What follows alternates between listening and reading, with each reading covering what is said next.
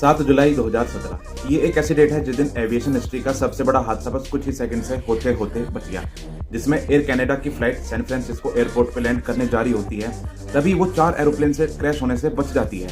अब क्या है पूरा मैटर, आइए इसकी रियल फुटेज देखते हैं विद एटीसी और पायलट की कन्वर्सेशन के साथ।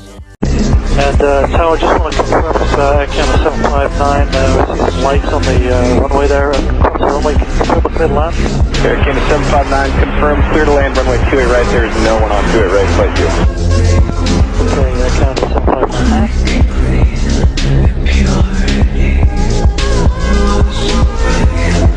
Where's this guy going? He's on the taxiway.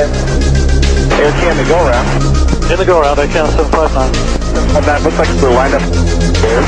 Flight heading 280, climb maintain 3000.